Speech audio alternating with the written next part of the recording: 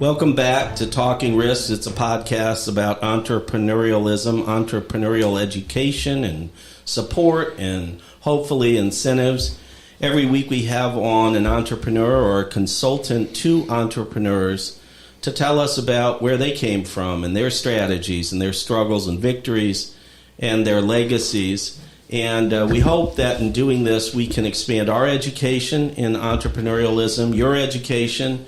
And really what we hope to do is inspire others to become entrepreneurs, start your own business. There's no freedom in any profession like owning your own business. And I know that, and Ricky knows that, and our guests know that, and we want you to know that as well. So that's what we're trying to encourage. My name's Eric Reese. I'm a lawyer. I own a law firm called Aspen Legal. You can find that on the web at aspenlawteam.com. Ricky is my co-host. Ricky? Hi, I'm Ricky Hall, founder of Nutrition HQ and Nutrition HQ Franchising. And the best part today is our guest from a brand, MassageLuXe, and I'll have her introduce herself. Hi there, my name is Kristen Pechacek. I'm the Chief Growth Officer at MassageLuXe. MassageLuXe is a franchise with 70 locations nationwide on the fast track to get to 250 over the next 5 years. So we got a lot of growth ahead of us. My role as Chief Growth Officer really boils down to two primary responsibilities. The first, make sure that our franchisees are successful and profitable by overseeing the marketing activity and department for MassageLuXe. And the second is to continue to grow the MassageLuXe name. So responsible for demand generation, the growth of our franchise. Thanks for having me. So Kristen has a very interesting past. She's into a number of things with respect to franchising and business, and we'll get into that in a little bit. But first, we like to cover what Ricky and I have been talking about over the last week. We call it Hot Topics. And come on, Jill. Talk to me, Jill. Come on. Ricky still struggles with the button. If there's one button on the soundboard that Ricky has problems with, it's Hot Topics. He plays it when he shouldn't, and when he should, he only gets part of it. Well, at least it's not Family Feud. Right, exactly. So the hot topic this week that we're going to talk about is return to work, and return to work in a weird way, meaning the hot topic is, can employers force you to get the government injection? Listen to what he said, government injection. He must be an anti-vacciner. Well, I am an anti-vacciner. Nobody's going to shoot that shit into me. We don't know what that is. Don't tell me you know what that is. I don't care if you hire John Legend to tell me it's safe. I ain't going to take John Legend's advice on anything, quite frankly. But the answer seems to be from the EEOC that the employers can, in fact, enforce or require their employees to get the vaccine. And in something like a hospital setting or a health setting, I get that. But, man, that scares the bejesus out of me, Ricky. Yeah, I agree. And it's, they're saying that they can mandate this because of the safety of the other coworkers, but it's scary, especially when it's been rushed to market. Was it emergency use authorization? Correct. No, but now they're calling it emergency use authorization plus. Correct. Right. And then Fauci's out there explaining that you're probably need to get booster shots. So it's not just the initial 2 shots, it's the booster shots that you need to get. It's really the slippery slope, right? Where do we stop? And while this is subject, of course, to if the employer otherwise violates your constitutional rights with respect to race or sex or religion, and you're going to see those arguments, right? I'm not taking the shot because of my religious belief. I'm not taking the shot. How about this? There are some indications out there that some individuals who have taken the shot have had problems sexually. Not, they can't have sex, but they're having problems with their pregnancy. Are the two related? Don't say absolutely not. You don't know. There's a whole lot less science going on than there is guesswork. And we just don't know what it's going to do to you. So I suspect there's going to be a lot of arguments made by employees and a lot of lawsuits that the employer or ex-employer who fired me for not getting the government injection violated some constitutional rights in doing so. Well, what about the universities that's going to mandate that you have to have the injection to go to school? Wash U in St. Louis already did. Yep. Yeah, and so I have school-age kids. One is in a private college. The other one is still in grade school. And in Illinois, by the way, Governor Pritzker, it just pains me to even say his name, quite frankly. And I'm just waiting for the state to say, look, your kid has to get an injection before they can come back to school. And with respect to ADA, for example, the Americans with Disabilities Act, you have to provide reasonable accommodations for someone with a disability. Okay, so my kid doesn't have a disability, but let's say some child has a lot of allergies. Let's say some child is on other medications that this medication may react adversely to. What accommodations are you going to make for them? Are they going to be able to continue to Zoom? Or are you going to cut off Zoom school for them? And when they get behind as a result of Zoom, because let's face it, kids do not learn the same on Zoom as they do in the classroom.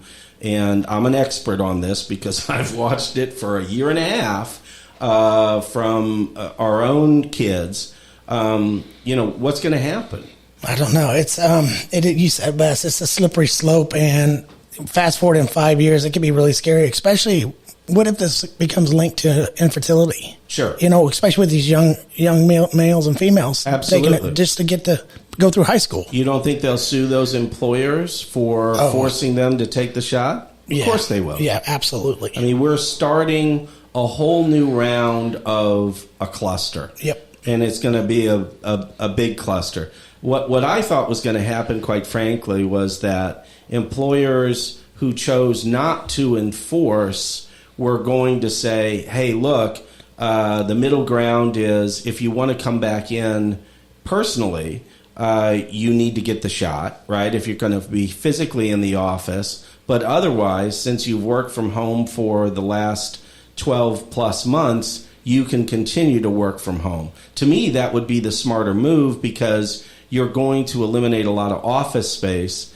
And next to labor cost, your lease space is certainly number it's in the two. top three. Right. Yep. And so that's what I thought was going to happen. But we'll see. This goes to really the authorization of the employers to do it. This doesn't go to whether employers are going to choose to do it or not. Yeah, it's going to be interesting. So it's a good time to be an Amish entrepreneur. Yeah, exactly. Right. The thing is, and we'll leave it at this because I know too much of the press talks about COVID already, but this is really employer related, and I'm having clients ask me, it's like, well, what do I do? What do I do with respect to getting my employees vaccinated or requiring them to be vaccinated or take other safety steps with respect to my employees? But the thing is, ultimately, and again, I'll leave it at this, is that when I drive by one of these injection sites, and there's one very close to my house, about 2 miles from my house, I'm going to describe it. Outside of the injection site, which is surrounded by chain link fence, okay? I'm not exaggerating. If you don't believe me, it's the St. Clair County Fairgrounds, all right? Outside the injection site, which is surrounded by chain link fence, there are 6 police vehicles. They're directing traffic into the chain link fence area. Once you get in there, you go back and forth with your car between these orange pylons. Then you come into a area that has a roof over it, but it's open air. And while you're getting up there, there are military people, right? I don't know if they're Army or Air Force, but they're in full uniform directing you into this open-sided tent. Sure, it's the right? National Guard. Yeah. Then once you get there, another uniform, meaning someone from the military, comes out with a nurse, or it looks like a nurse, and you put your arm out the window, and they inject you with a drug that you have no idea what they're putting into your body.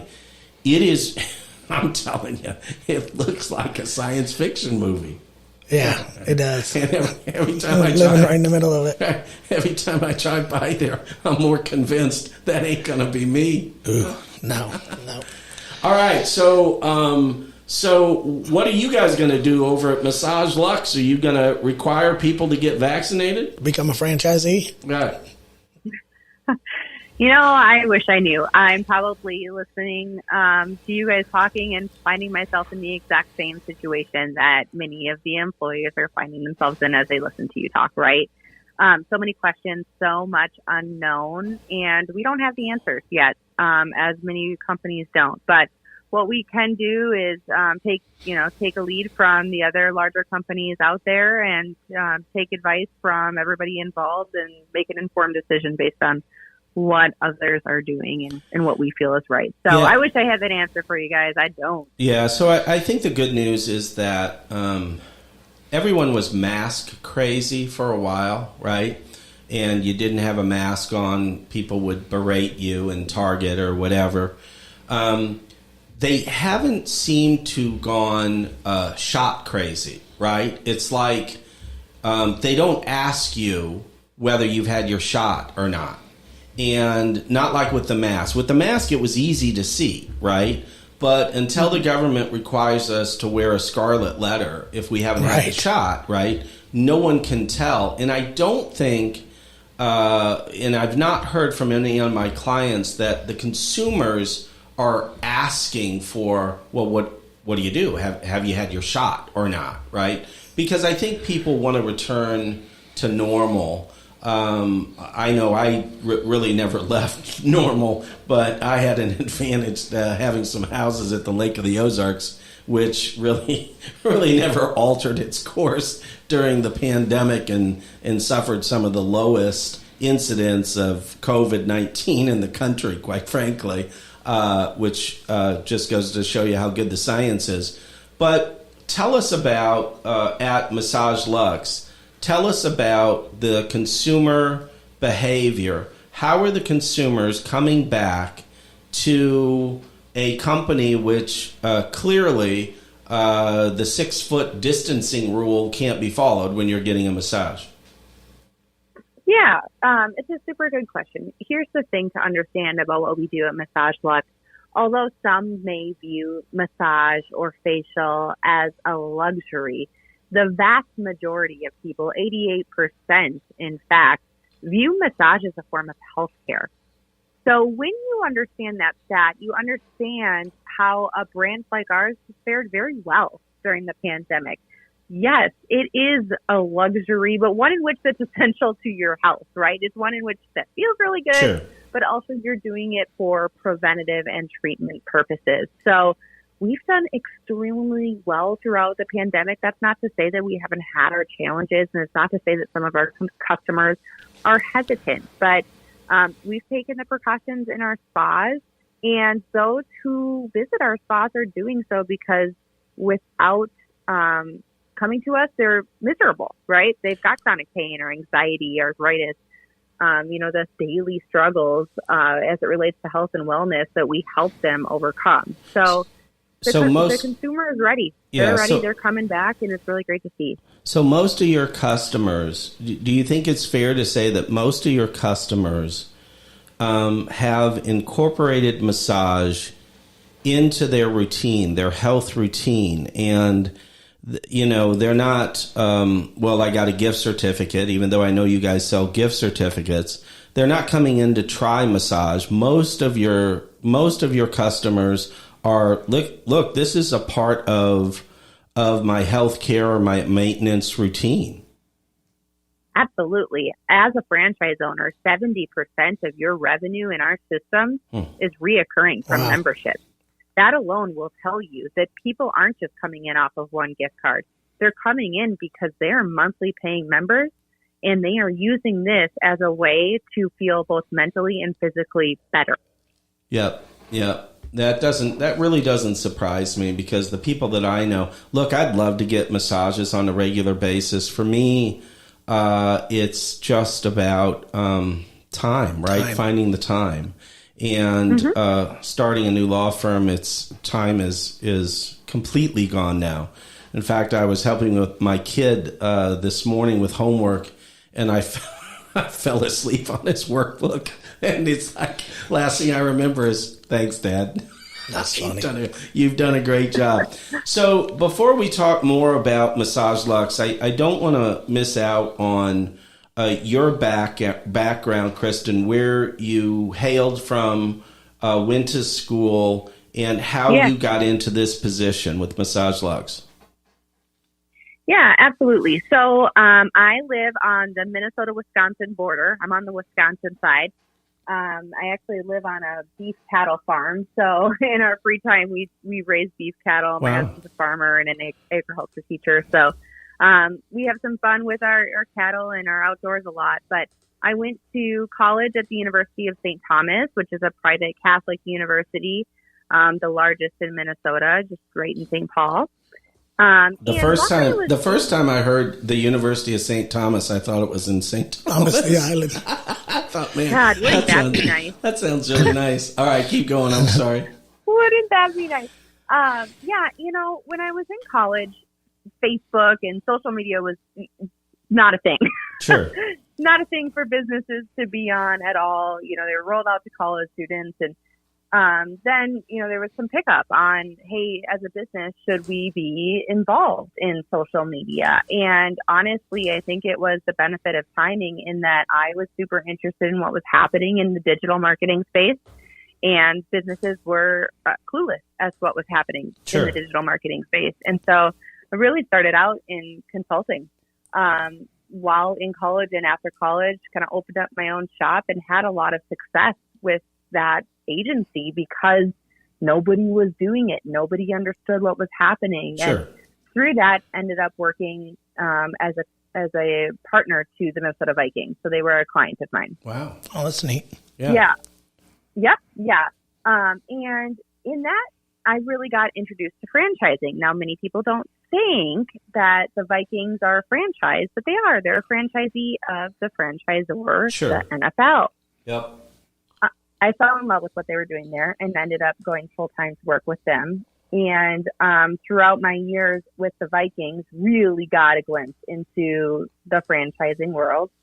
After that, I went over to Self-Esteem Brands, one of the largest franchisors. They have 4 brands underneath their umbrella and a combined 5,000 locations in like 35 countries. So that's really where I learned a lot in a short amount of time. I was there 5 years. Were they up in Minnesota? Yeah. Okay. Yep. Yeah. Right outside the Twin Cities. Very cool. Their largest brand is Anytime Fitness. So tons of locations. Yeah. Unlike many others, I decided to make a pretty big change in the midst of COVID. Sure. Last summer, while things were still really crazy, I decided to move over to MassageLuXe. And a couple of reasons I decided to do that. I'd been talking to MassageLuXe for a while. I love the services space. Yep. I will always be in franchising. I love franchising, but I love the services space within franchising. I think there's a lot of recession resiliency there. Yep. And so MassageLuXe was an attractive option for me. But what really sealed the deal is when I went to St. Louis, which is where MassageLuXe is headquartered. I met their team, and let me tell you, that team has more passion than any team I've ever worked with in my entire life. Cool. They bleed passion. Yeah. Alongside that, I really appreciated that MassageLuXe has taken their time to grow. They've been around since 2007, and they've really been strategic about how they grow their franchise, not rushing the growth before they have the foundational blocks in place to ensure their franchisees' success. the scalability of this model is here. And now we're at the point where we really can grow in a responsible way while ensuring our franchisees' success. So that was really great to see. And ultimately, really the deciding factor in me moving over to MassageLuXe was the passion I saw, the leadership. Everybody over there worked so damn hard. And I really believe that they have what it takes to be a large franchise. So you were tasked, and tell me if this is incorrect, you're tasked directly for the growth of this franchise to get it from X units to 2X or 3X units. That's your job. Yes, absolutely. That's my job. Yep, 70 to 250. I mean, that's a big task, right? For any brand, no matter how good it is, because you're always worried. You're always trying to figure out how to get those leads in, etc. So when you were faced with that task, and that might have been a similar task that you had with your prior franchise or franchise holding company, but when you're faced with that task, what's the number one thing that the franchisor can do to empower you to do it, to get it accomplished? Yeah, it's a fantastic question. My answer is that successful spas sell more spas. So my team, if they are focused on making sure that our franchisees are as successful as possible, growth will come. And this team, that's what they're dedicated to. They wake up every day with one goal in mind, and that is to make sure that our franchisees are supported the best way that they can support them. So the team helps every single day in every little thing that they do and every big thing that they do in the growth of our franchise.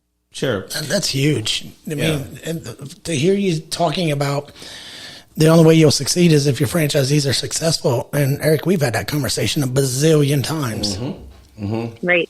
Yeah, absolutely. I mean, I still think a lot of franchisors just don't get that. And I don't know whether it's second generational, as in private equity holding them, and they don't particularly care to get it, as opposed to just increase EBITDA.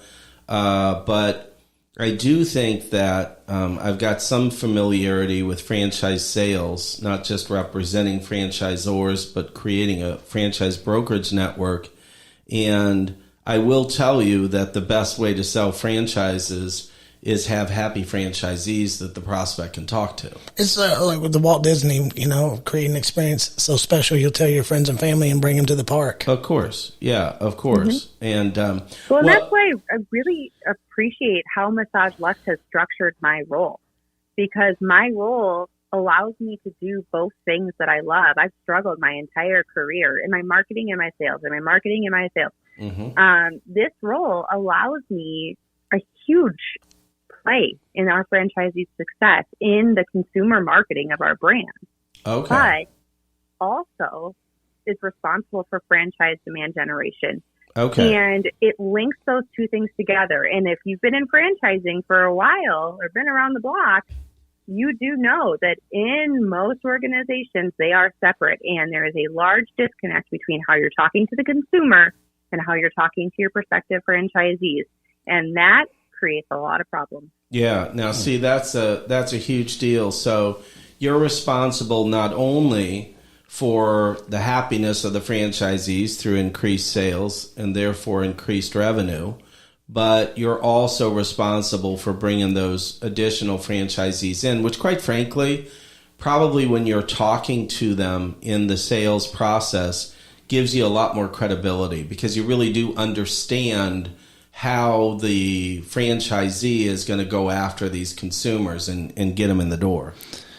So, Kristen, if you had, how many leads does it take for you to find a qualified franchisee that fits within your brand and your culture?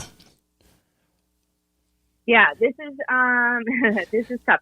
The Fran Connect annual report will tell you that you need 100 leads in order to close a deal, right? Now, this fluctuates for us depending on our demand generation activity. And what I mean by that is if we got a bunch of Facebook ads out there we're probably going to need 200, right? Because you're playing in a more upper funnel strategy that isn't going in front of people who have a direct search intent for a franchise. Sure.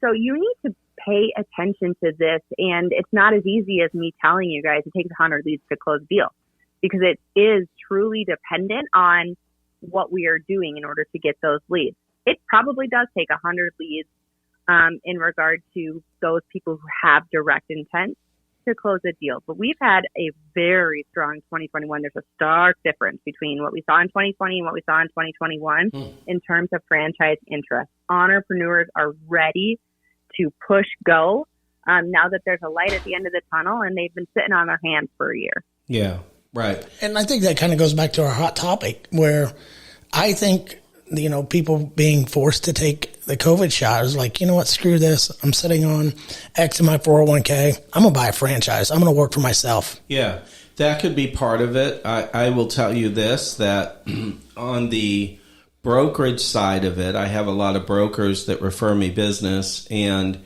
usually when the broker refers me business, it's franchisee or candidate wants to get into a franchise and needs some business advice in relation there too. Yes, it is possible. All you old white guys who don't know anything about franchising and who say, I only represent a franchisor, you can represent both, believe it or not. And I do quite well, but 50+% of the deals that I do, they're using their 401k or IRA to fund the purchase, right? And I'm probably being pretty conservative. It's certainly 60% or more. And it's because they've got so much value in their 401k or IRA. So it's like having a lender in their own head, right? Who's willing to take the risk, right? And buy a franchise. How does that correlate to your experience with MassageLuXe with respect to this? They call it a ROBS program. I think that's a horrible way to describe it. So I usually call it a rollover, or just your IRA's lending you dough. But how does that correlate to your experience? Yeah, absolutely. It's not as high as you're speaking in the 50 to 60% category, but we definitely have closed deals over the past 6 months where people are using their retirement as a rollover to start this business. Sure. The great thing about a MassageLuXe is when you open one and you are mature and up and running, it's a really nice income for you based on our pro forma. You're doing well, right? Whereas in some franchise models, you kind of got to open a couple of them in order to really see kind of the full-time salary, recuperation. Yeah, absolutely. So let's still talk about leads, because that's the most difficult part, right? Some have said, I've seen so-called lead generators out there that I swear just took the leads out of telephone books, and they sold them to you, and they sold them to the next person, they sold them to the next person. And by the time you buy them and call the person, it's like, why are you calling me? I have absolutely zero interest in buying a franchise, and no, I don't want an extended car warranty either. Right? I mean, right? And so every franchisor seems to have a different method that works for them. And I'm sure with thousands and thousands of franchisors, there aren't as many methods to generate leads. But let me give you an example. I represent a franchisor that gets their leads from Craigslist. Now, who would think that you could get a franchisee from Craigslist, but they advertise under businesses for sale? I have a franchisor who focuses on sending brokers into, or focusing on brokers on specific markets that they want to get into. So the broker is really hitting the streets right there, the streets that are around them, versus the typical broker who may be in Columbus, Ohio, but may be getting a lead from Seattle and New York and wherever. They don't know where their lead's going to come from. So what has been, without spilling your secret sauce, where have you found some, success in finding leads that are worth a hoot? Yeah, so I have a little bit in a lot of different baskets, right? And it's on purpose. I know for a fact that content and PR and getting out in the media is one of the best ways to generate leads for your brand. The problem is it's long tail. It takes a long time. Sure. The journey is long. And so you can't put out a press release and have it immediately attract a ton of leads to your system. And content marketing takes a while. Yep. So while you build out your content marketing strategy, you do need to have the portals, the digital advertising, the brokers at times to help kind of move things along as that longer term content does its job. So in 2021, we're focusing a lot on news, content, focus areas, franchisee profiles, but of course still keeping our eggs in the portal basket, digital marketing, things like that as well. And it just sounds all so expensive. I mean, franchisors, at least in my experience, are often a little cheap, all right? And they're cheap in the sense that they've had so many consultants send them down the primrose path that they just go, oh my gosh, here's another pitch, right? Some other schmuck tells me they can get me the good leads, right?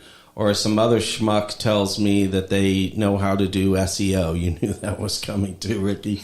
And because there's a lot of schmucks, it's a schmuck-filled world out there for sure. But how do you come up with the budget that you need?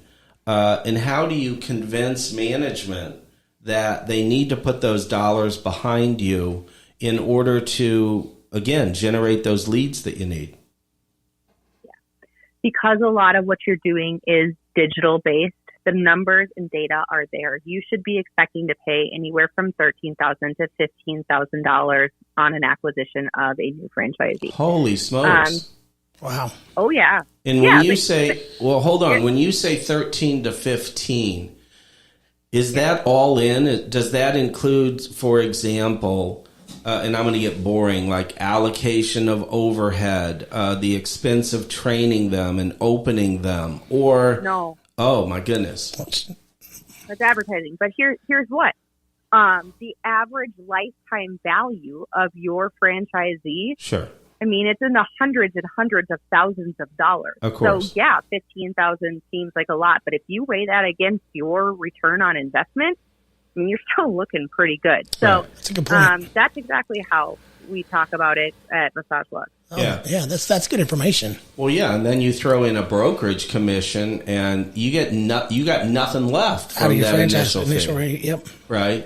Particularly when you're training them, particularly when you're going to their location and helping them open and all that good stuff. All right, so tell us about your involvement in the sales cycle. How does that work when a lead, for example, a candidate applies to MassageLuXe, or let's back up, just makes an inquiry, a general inquiry.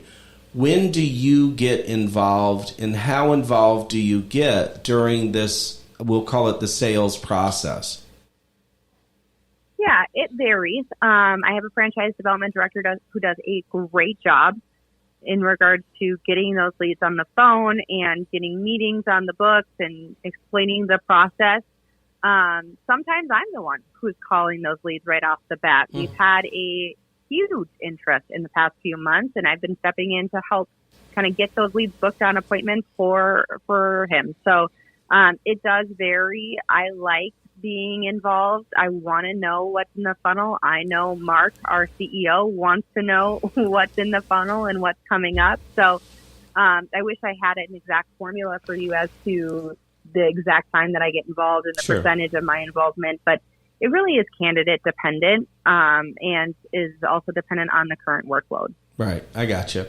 So what we've talked about in the past, and for the listeners, we try to keep it as non-industry specific as we can.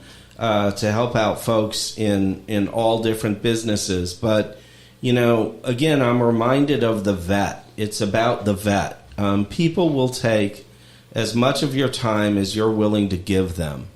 And, so long as you're at a franchise convention and so long as you got free sandwiches left, you're not out of candidates, right? They're still coming up and nibbling on your sandwiches, right? Oh, is that a stress ball? I'll take that, Mm-hmm. And so the thing is that, though, vetting is so important in every business, right? Knowing who's a customer and who's not a customer. Tell us about vetting. Tell us about how you get rid of the candidates, or let's put it in a more positive light. How do you find out that your candidate may not be someone who's really going to buy? Yeah. So luckily, we've got access to social media profiles that 10 years ago you just didn't have the same access to. Okay. So the first step is doing a little bit of sleuthing, right? Doing a little bit of research. I excel at this and love it. It's my inner kind of investigator, right? Sure. So I'm doing a fair amount of research on them. We have intro calls, a face-to-face webinar. We ask them for their financials after that webinar, so we get a good idea of their financial capabilities. And then, a discovery day is really where you sit down with the departments at MassageLuXe, myself and our CEO, Mark, included, and you have a conversation and you kind of get a feel for whether or not they fit. Because this is a two-way street, right? We, of course, want quality franchise prospects in our doors, but we also want good franchise prospects in our doors in terms of personality and characteristics, not just financials. Sure. We want to make sure they're a good representation of our brand. So as much as they're interviewing us, we're interviewing them as well throughout the discovery day and honestly throughout the whole process. Do you guys have them take like a Zoracle test or a profile test? No, I've worked with Zoracle in the past and have done that in the past. MassageLuXe is so, when you walk in, if you haven't met our corporate team, it's just different. You kind of meet them and it's so relatable and friendly. And we get the opportunity to really take a look at that candidate because of the way that we are and the size that we are in a way that most franchisors can't do. In addition to that, Mark is fantastic at reading people. So he gets a pretty good pulse on whether or not they're a good fit within the first 5 minutes of a conversation, honestly. That's great. Interesting. Yeah. And no offense to Zoracle, I know the lady who created it or at least says she created it. Yeah. No offense to that, but that's more of a conversation starter for a number of brokers, et cetera, than it is a true vetting tool. I think face-to-face and talking to people, you find out. And as Kristen does, investigation over the internet, you get a pretty good idea for who they are, for sure. So the vetting I've heard from various brokers is the key to not increasing that 1 in 100, but being able to crank through the 100 pretty darn quickly, right? To achieve growth. It's critical. It's certainly critical for my business. So tell me what the candidate is going through, right? I mean, do you have candidates who uniformly, well, this is old hat for them, they've owned businesses before, so you really don't need to get them through that hurdle? Or are these individuals who, they might have been great in their field, right? They might have, been the head of marketing of, Anheuser-Busch or whatever, but owning a business is a different animal for sure. Being everything, being responsible for everything. What kind of candidates do you have? And for those who are just getting into their first business, what sort of hurdles do they have and you have to get them over so they say yes to the franchise? Yeah, it's a little bit of everything. We just signed 2 deals. Both of those deals were from current business owners, but never in franchising. So in that case, you really need to boil down the efficiencies of franchising, the process of franchising, the support that they're going to get that, frankly, as business owners, they're just not used to. Yep. So in that case, we're really focusing on that. But the why of franchising. Yeah. Sure. Okay. Why am I paying? Exactly. Why am I paying you a royalty versus I never paid a royalty before? Yeah, I get it. Yeah, and the surprise of, oh wait, you help with that? Okay. Wait, I get this? Right. Yeah. So there's some excitement there too that they're just they're not used to that. Okay. But then you have your corporate people too. I'm working with a couple of candidates right now that are in that very state where they've been in corporate their whole life and. Maybe, they have some money, some severance money from a layoff, or just are kind of sick of the corporate environment and want to take some of their cash that they've saved up over the years and inject it into a business that they can feel passionate about. And in that case, you really are talking about both franchising and business ownership. And the fact that if you aren't a business owner, franchising is a really good option for you because where your strengths, wherever your weakness lies in business, right? If you're not good at marketing, don't worry, we've got you.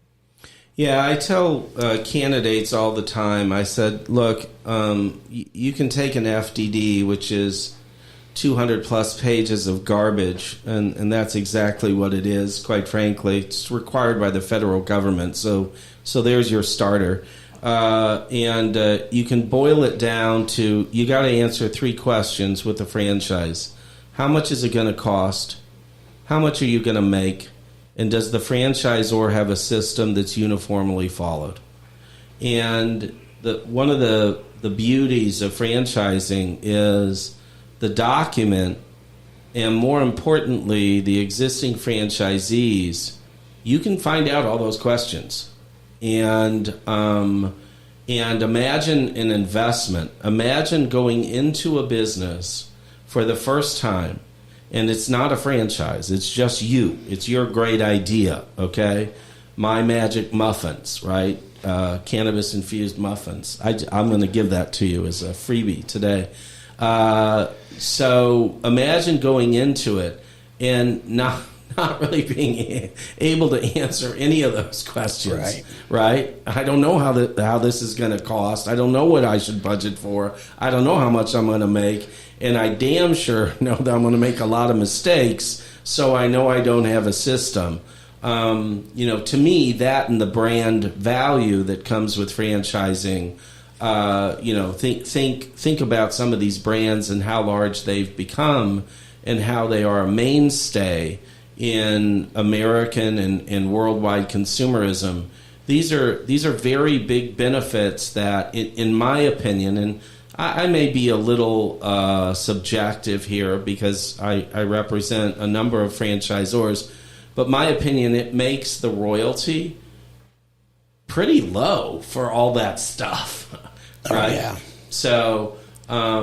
yeah. So, so I'm a big believer in franchising, but beyond that, I'm a big believer in owning your own business and setting your own destiny. So what's the future like? So we're through 2020, which was god-awful for everybody. I don't care who you were. I don't care if you stayed open for business or whatever. It's just weird, right? Government shutdowns are weird. Nobody knew what those were before 2020. I certainly didn't. I still don't know what it is. I still don't know where it is. I'm still confused as to what a pandemic is. First they said it was a pandemic. I thought it had to do with, a pan, maybe some, French dessert. It was like, it sounds delicious. Yeah. So we're through 2020. 2021 has already started off well. You just sold 2 within the last week or so. I mean, what are your projections for 2021? Massive growth. Wow. First on the consumer side. Yeah, massive. Here's why. Health and wellness is the new self-care. Yep. Self-care is not a fad. People are more concerned than ever about their health and wellness. If the pandemic has done anything for us for the positive, it's that people want to be healthy now. Yep. So that's big.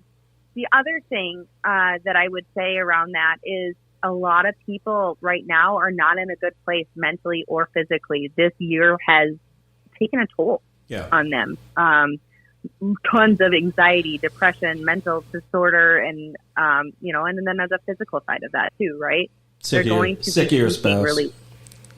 What's that? Did I say that, or did I just think that? I said sick of your spouse. I was just kidding. Keep going, please. No, you're right. They need to get away, right? They need a little bit of a mental break, and massage is a great way to do that, by the way.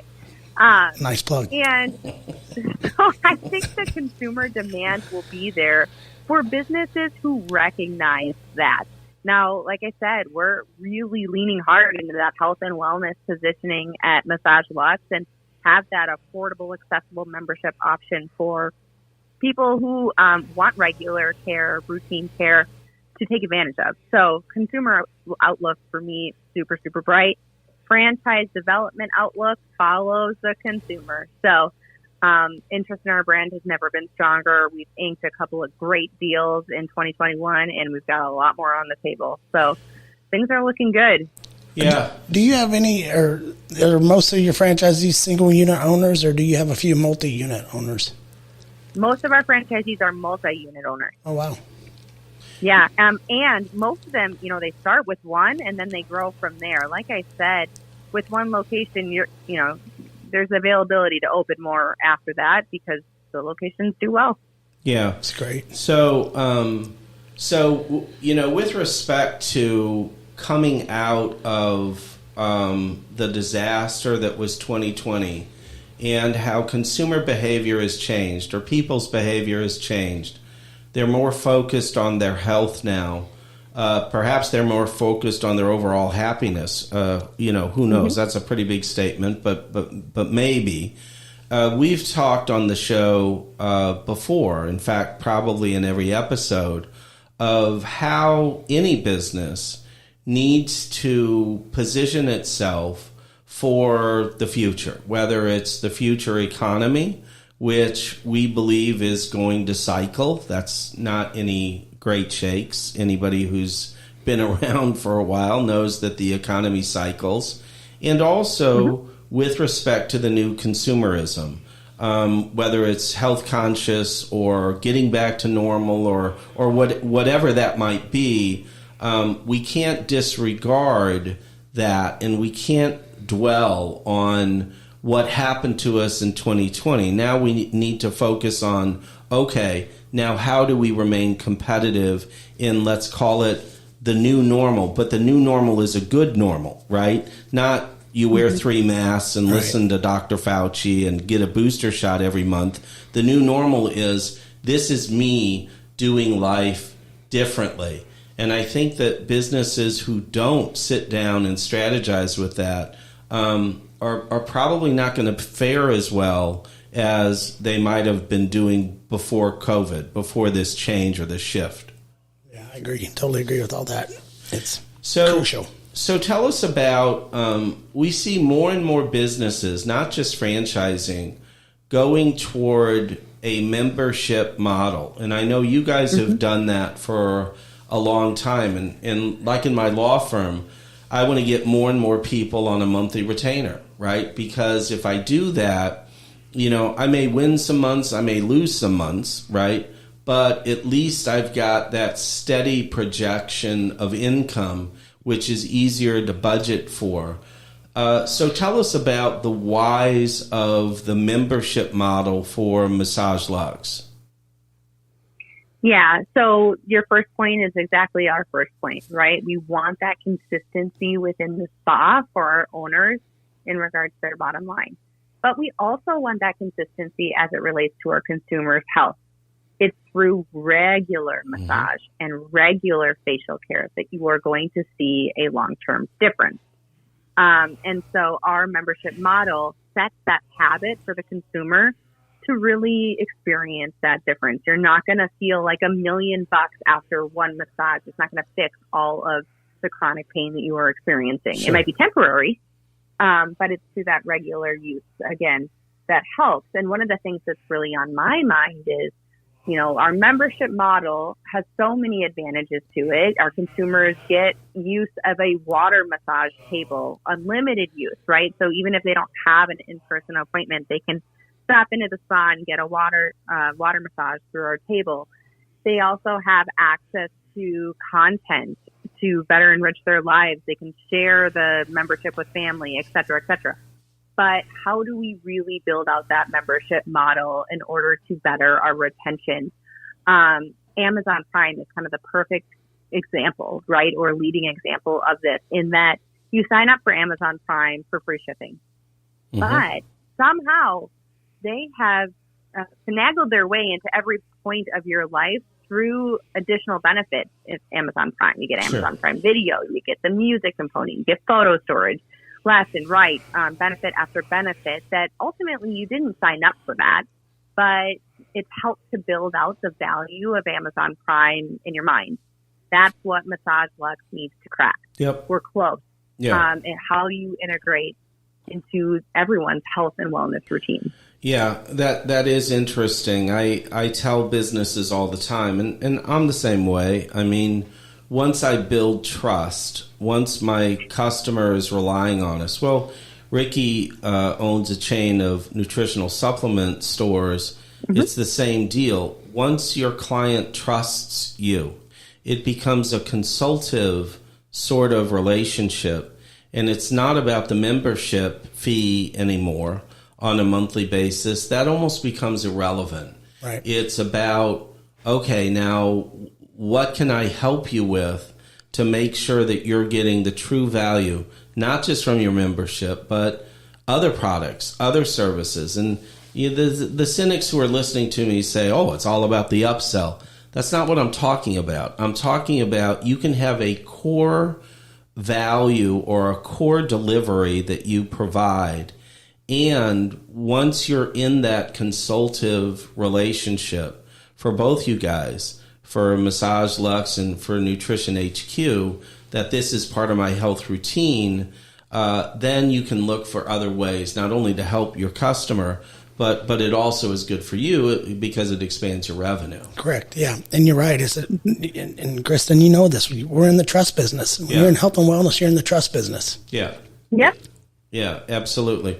So I've had the opportunity to talk to Mark, quite a bit about various things, obviously. But, Mark also has said that there may be some exciting things with respect to product offerings coming to MassageLuXe. Are you at liberty to talk about that or no? I am not at liberty to talk about that. However, what I will say is, to my earlier point, we are constantly trying to better enrich our members' lives, and we want to do that through service expansions. We want to do that through product expansions. Sure. We've got some exciting things happening as a brand that is a testament to the team's innovation. And yeah, you'll have to keep your eyes out. I'm not saying anything. Yeah. All right. Well, I again, this isn't supposed to be a shameless plug, but I know that Mark has got his eyes on the future as to how do we continue to evolve this brand? How do we continue to evolve this business to serve better and to serve in the new economy, the new consumerism. And that's the type of leader that you need, right? That forward-thinking person as opposed to let's just bring out bring out the same slop year over year and hope that people don't get tired of it, Was it paralysis by analysis? Right. Well, it seems to have helped Subway at 62,000 locations and the same tired sandwiches that they've been selling for 50 years. But whatever. Everybody knows I'm not a Subway fan for sure. All right. So we always ask our guests a very unfair question. And okay. you are certainly qualified to do it. You literally started your business after college and went to pretty amazing heights pretty quickly. Who who ends up working for the Vikings in relatively short order. That's very cool. Work for a very large franchise holding company, and now you're really responsible for growing one. And by the way, if you can grow one, then you will never be unemployed because you'll be in high demand. You'll be in very, very high demand. There's what 9,000 plus franchisors out there, all looking to grow, right? Yep. So the opportunities are really seemingly endless. But the question is that for someone who wants to get into business, for someone who is contemplating doing their own business, franchise or no franchise, what are some, golden kernels of advice that you can give them that you think they should be focused on, from marketing to value proposition? It really doesn't matter. I don't want to put words in your mouth, but what advice would you give to someone who wants to get into business? Yeah, it's such a good question. So I am not going to do a shameless plug, but I am a little bit. I am in the very final stages of reading a book by Scott Greenberg called The Wealthy Franchisee.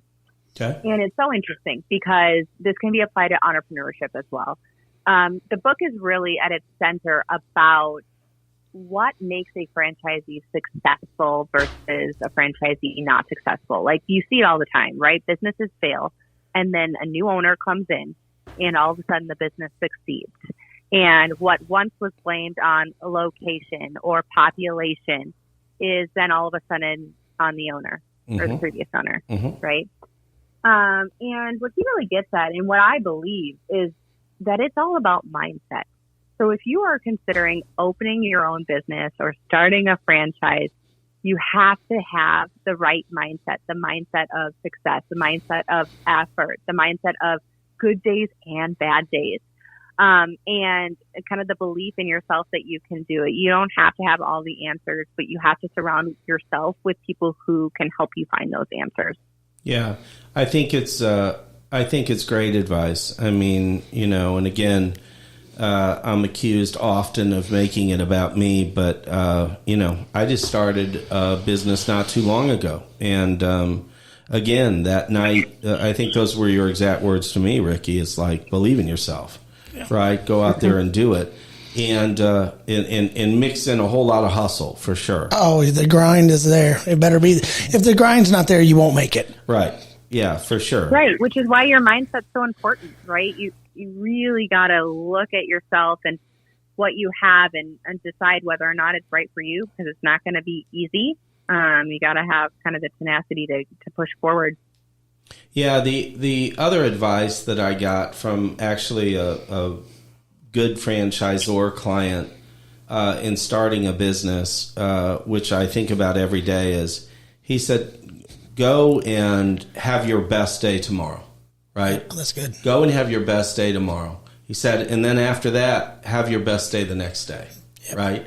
And let the days turn into weeks, and let the weeks turn into months, and let the months turn into years. Yep. And he says, if you do that, if you can do that for even 2 years, he said, you will be amazed at where you're at. Yep. And it sounds simple, right? But it's not, because some days you wake up, this ain't going to be my best day. Well, I've said this before, and I think it was Walter Payton, and they asked him about his mindset. Right. And he goes, when I get the ball, I think one more step, one more yard. Yeah. Right. One of the best running backs ever, Hall of Fame. Yeah. He went one step, one more yard was his mindset when he had the football. Yeah, same in business. Yep. I agree. Yeah. Awesome. Well, listen, it's been a pleasure having you on. I knew you were going to do fantastic. Was it, did you have fun? I had so much fun. Thank you so much for having me. This is great content, Kristen. We really appreciate it. Okay, awesome. So if Ricky can do the buttons correctly, it could be any... Oh, there it is.